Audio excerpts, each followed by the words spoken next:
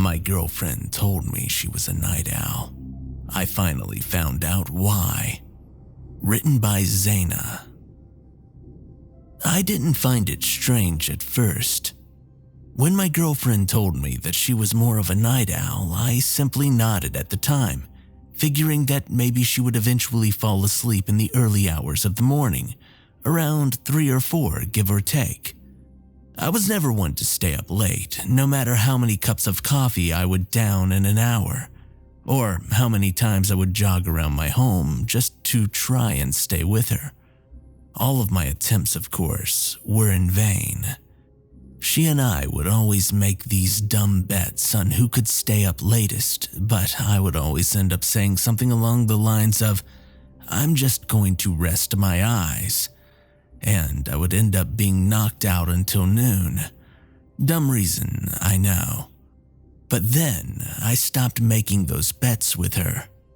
And that's when I started noticing that some things were just a bit too, well, off for me to ignore or to chalk up to my imagination. But I'm not the most attention to detail-oriented person, so who knows how long this has been going on. It could have been weeks or months or maybe even before we started dating. But it was there.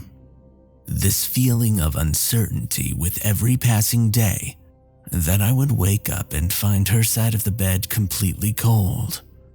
And not just that, just how I had left it last night, untouched and smooth, as if even my shuffling as I slept couldn't disturb it.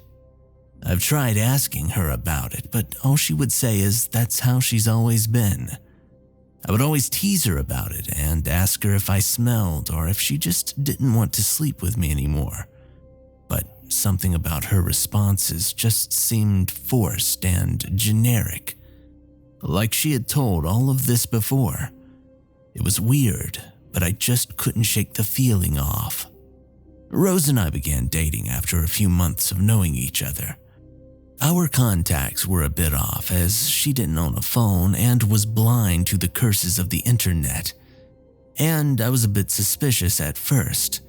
I will admit, how we met was different. It wasn't us bumping into each other while I was on the job. It wasn't me being clueless and asking around for directions to the nearest fast food chain. Nor was it simply me asking her out. None of that romantic by fate scenarios. How we met was new and a bit strange. Why? Because we met in a cemetery. Okay, let me explain.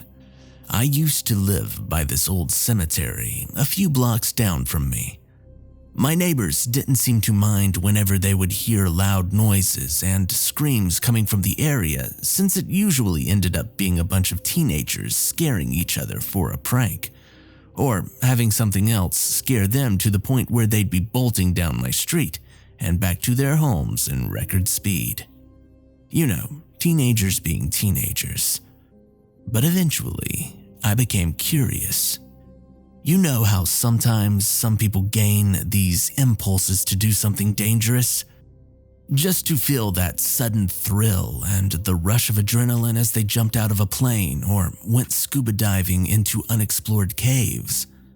That's how I ended up in my town's cemetery at the dead of night with a flashlight in one hand and a beer in the other, at the dead of night on Halloween. Now, I wasn't one to go actively ghost hunting, if you'd call it that. But I will admit that I'm just a tad superstitious. It started off as a joke at first. My jacket suddenly fell off my chair. Must be a ghost getting bored. That shadow's moving. Well, must be some demon made out of my dirty laundry in the corner of my room. But it slowly developed into this sort of belief that ghosts really did exist. That although most likely being way different from our stories, they were still there nonetheless. It was dark and a bit chilly that night, which gave me goosebumps instead of the ghost that allegedly were supposed to be lurking around the cold confines of the cemetery. The promises of zombies coming up and dragging you to their graves, or maybe of vampires leaving their coffins for a meal, or maybe even werewolves stalking their prey. All of that supernatural stuff. And not a single story at least told me to dress up in something warm. I can't help but remember how blurry everything was now that I think about it. Like my memory has just gotten hazy, muddled, or polluted. It fills me with frustration and fear of what I can't remember and what I do. Memories can be faulty, and mine sure are. I started walking down the old gravel paths, shoes crunching against rocks as I absent-mindedly kicked at the small pebbles. My eyes glanced around and spotted nothing out of the ordinary. Gravestone after gravestone after gravestone and, oh, would you look at that? Another gravestone. I had managed to do a couple of rounds through the entire cemetery when eventually I gave up after my beer ran out and my nose began to run as I sniffled. I know that it was dumb of me to believe in those ghost stories, but I couldn't help it. I was bored and I needed something to do. You know, impulses. It was around 4 a.m. when I finally decided to head home. I was just cresting the small hill that prevented me from seeing the gates before something caught my attention. A rhythmic thumping, a beating, like how a bird would flap its wings as it tried to stay airborne, or how a large sheet would flap against the wind. It sounded so far away, so distant, but I could somehow hear it. As I tuned into the sound, it seemed to get further and further away until it finally turned silent once again. I took a quick look around and I could only see the gravestones and the small shack that sat a ways back in the graveyard. I ended up shrugging and almost ignoring the entire scenario when I turned around and saw a woman standing behind me. I yelled, stumbling backwards, and I tripped on my feet. The woman looked at me with a dazed expression for a minute before she seemed to come to her senses. Her eyes traveled to look at me for the first time as she slid her gaze down my body in a sort of disturbing manner. Then she started laughing, brown hair swaying in the wind as she clung to her stomach, voice dripping like honey on gold. And the rest is history. It was our 1-year anniversary yesterday, which we basically spent cuddling on our living room couch, watching some sort of horror movie.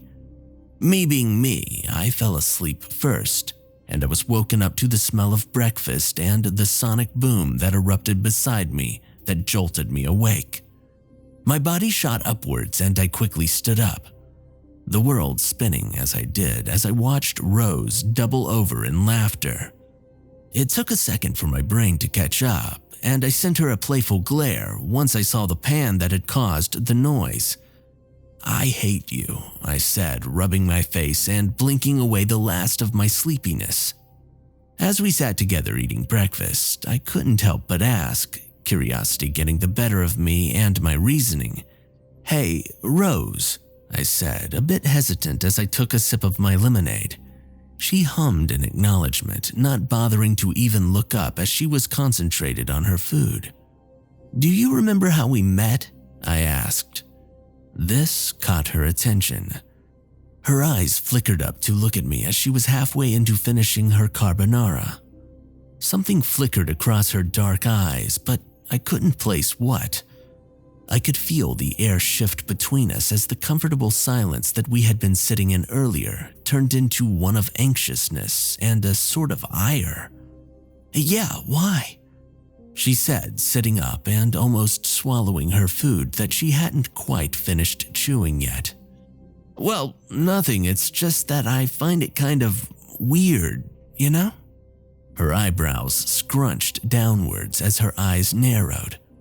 She seemed to be looking at me, but in a weird sort of way. like I wasn't me, but still was. I have no idea how I should explain it, if that makes any sense at all. It felt like she was seeing me, but not how you see a person sitting across from you, but how you'd see an animal in a zoo. Anyways, I probably just imagined it. Right, if you're so concerned about how we met, maybe we should just break up, she said. My face fell, and I looked at her with the typical, seriously, look on my face. She always did this, as a joke of course. We both knew that we wouldn't actually break up. It was just her way of saying I love you, I think. Sure, I replied, casually returning to eating my pasta before it got cold. We sat there, returning to our comfortable little bubble and making small talk on the way. It was a Sunday, so we were both off of our jobs and ended up wasting the day away with some cheesy rom-com movies. And before I knew it, I was yawning and telling her good night as I shut our bedroom door. I laid there in silence for a while, eyes fixed on the plain white ceiling as my hands were neatly placed on my stomach as I patiently waited for sleep to arrive. But it didn't. I remained in my comfortable position for a while until I ended up rolling over to my side and scrolling through my phone, facing the doorway. It took me a moment before my eyelids began to turn droopy as I yawned. I checked my phone as it read 12:10 p.m. That's the latest that I've gone to bed in quite a while. I don't remember putting down my phone or even falling asleep until my bedroom door slowly creaked open and I slowly returned to the land of the living. The light beamed across my face and I closed my eyes in reflex. I could feel someone staring at me as I slowly cracked my eyes open into a squint. A small silhouette of who could only be Rose stood in the doorway, hands on her side as she continued to stare at me. Could this be the day that she actually decided to go to bed early? Or is this the only time that I have stayed up late enough to finally catch her entering the bedroom? I wasn't sure, so I stayed still, calming my breaths and hoping that my fake sleep act was working. I won't lie, I felt like a child that had just been caught staying up past my bedtime. Still, my fake sleep acting seemed to work as Rose backed away from the doorway and into the hall, quietly shutting the door as she left. My eyes finally opened, and it took me a minute to readjust to the darkness. I stared at the door, confused and half asleep as I wondered, what was that all about? My hands blindly grasped for my phone on the bedside table.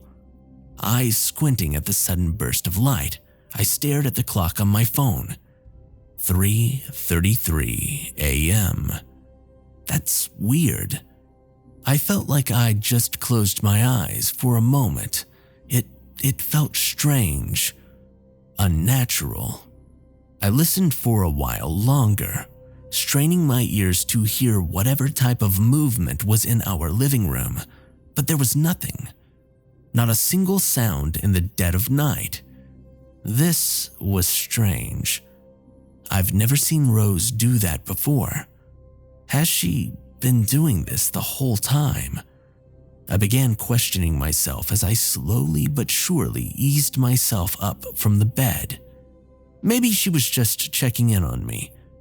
Surely she was. I mean, what other reason would there be? But why would she be checking in on me in the first place? My hand grazed the doorknob and I jumped, yanking my hand back from the sudden shock that rippled through me. Why was it so cold? Not just the doorknob, but everything else as well, I realized.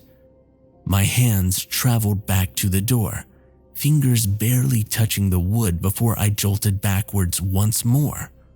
What the? I muttered. It was like a shock of ice, like electricity spreading through my body. It wasn't a normal type of cool midnight air. I knew this because I had turned up the heater before I went to bed, like I always do. Summoning up the courage and pushing through the sudden bout of fear that shivered through my body, I clamped my hand around the doorknob, ignoring the stinging pain that shot up my arm, and I yanked the door open. The dim living room met my eyes. But that's not what caught my attention. What caught my attention was the wide open window behind the couch. The curtains swayed against the wind, the atmosphere seemingly dropping in that moment. My eyes remained focused as I stared up at the dark sky, no stars to be seen, no airplanes from the nearby airport, no lights from the skyscrapers. Just pure, unwavering darkness above me. I began walking towards it, nearing the center of my living room. My eyes still trailed up at the sky as the icy breeze continued to enter my house. I was just about to reach up and shut it when I noticed the smell. A horrible, putrid and rotten, sour smell. It wafted in the air, canceling the sweet perfume that clung to the couches and fabrics from Rose. I gagged and scrunched my brows, confused and a bit lightheaded. "What is that?" I asked out loud, pinching my nose in the process. It was terrible, like vomit and rotting food mixed in with all that was holy. Unbearable. And then something touched my bare foot. I jumped, skittish as I took a step back from the open window, and I glanced down. Bile rose in my throat, and I felt like passing out then and there. "Rose?" I managed to choke out, my voice tight and wheezy. "This can't be Rose." My eyes traveled along the thing in my living room. It was dark, but even then I could see how it formed the lower half of a person's body. I gagged and began to tear up, stumbling over my own feet and backing against the wall, away from the smell which I knew was coming from whatever that was. Backing up away from that thing itself. Blood oozed from its open cavity. Nothing but emptiness resided in the flesh. No ribs, no hip bones, intestines, nothing. The flesh where it was severed was ragged and worn, like it had been done to it multiple times before. Its legs sat in an almost frozen-like state, kneeling and, if it had an upper body, facing towards the open window. It was just there in the middle of my living room, facing my window, like it was left there on purpose. Like an ancient artifact, but in my case, some sicko's prize or whatever. What kind of sick bastard would do this?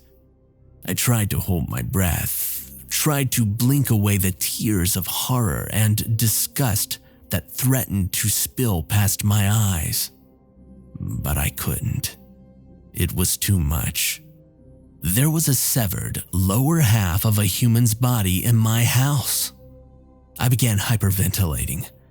My chest felt tight and needed to breathe, to expand and take in more air.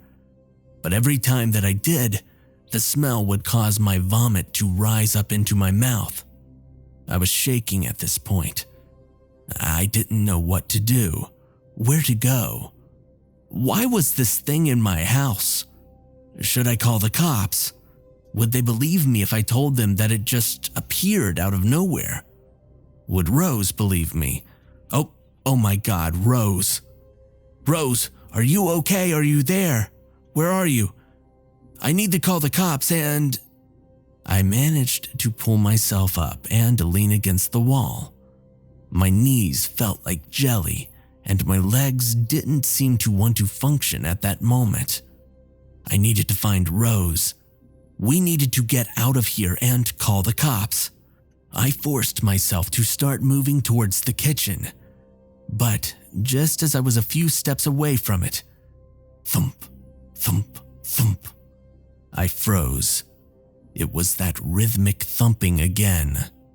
It was the exact same sound as the one that was in my memory, but this time it was louder, incredibly loud in fact.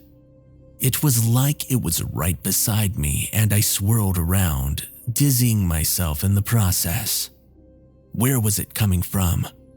I placed a hand on my chest. I could feel it beating almost in unison, but it wasn't my heartbeat causing those sounds. It was something else. Something I would rather not find out. I managed to slink over to the counter and grab a knife.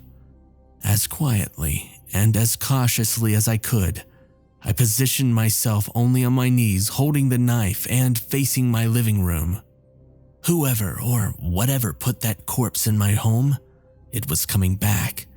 I knew it. I listened to the steady beatings, breathing limited due to the smell and fear seeping out through all of my pores. But they seemed to disappear. It left me confused at first. What could it have been? It would take one huge bird to make that sort of sound. And it couldn't be any construction since our neighbors live miles away. What was going on? I'm not sure how it happened, or how she just appeared out of nowhere, but I cannot fathom the pure fear and chaos that erupted through my brain in that moment. There, just outside my living room window, was a woman. Or half of her anyways. Black, empty eyes staring into my living room. Her skin was molded over, rough and leathery. Long, messy and wild dark hair cascaded down past her chest, mingling and tangling in the intestines that hung out. It took everything in me not to vomit right then and there. Her lungs, small and large intestines, pancreas, kidneys, stomach, heart, everything that a normal human body would have, was displayed against the black and open sky. They hung below her like tendrils and snakes, bumping against each other as they twitched and jumped around. But what made my skin crawl was her tongue. It hung out from her mouth like a rope, going past what I could even see from my vantage point. Behind her were her wings. Flapping in pure and utter silence were giant bat-like wings that stretched underneath the dead sky. I blanched, all hope leaving my body as I could only stare at the creature in horror. Her hands reached up to touch the windowsill, and then she came inside, organs bumping and dragging across the surfaces as they smeared blood and muck on everything that they touched. I watched in terror as she began to crawl towards the lower half of the body that I had bumped into earlier, and then began to reattach itself. Tremors racked through my body as I placed a shaking hand against my mouth at the sights and sounds. I was sweating bullets at this point as I watched and listened to her groan and hiss. Her tongue seemed to shrink back and convulse into her mouth. Slowly but surely, I watched as she calmly and casually positioned herself above the body, and in a moment, there stood Rose. Dark hair, normal eyes, whole body. She was standing, her gaze locked on the window as she seemed to flex her muscles and joints. The wings on her back were gone now, and the smell was as well. With a sigh, she stretched herself and yawned, oblivious to me, not knowing that I was there, not knowing what I had just seen. She reached up and shut the window and proceeded to head towards the shower right after that. I don't know how I managed to do it or how she didn't see me, but I ran for the bedroom opposite her. The door closed with a quiet thump right before I collapsed on my bed. "What the hell? What the hell? What the hell?" I blabbered, still shaking and entering another crazed state. Rose. Was that thing really Rose? That creature, that monster. What was it? What was she? What have I gotten myself into? It's been almost 2 hours since then. I feel like I'm forgetting something, but I'm currently sitting on my bedroom floor typing this out. I have no idea about what I'm doing or where Rose is, and I'm not sure if I want to know. I've locked myself up in our bedroom. What I'm really regretting now is leaving the knife outside. I think I dropped it after I saw her. I hear her moving outside. She just turned the TV on a few minutes ago to her favorite channel. She knows that I should be up by now, that I should be saying good morning, but I can't find it in me to stand. I can't see myself going out there and looking at her the same ever again. Whatever it is, I'm staying the hell away from it. Update. She just called me out for breakfast. I didn't reply. Update 2. She's knocking on the door now, and I don't know what to do. Should I open it? Should I confront her? I feel like I'm forgetting something. Edit 3. I forgot to lock the door.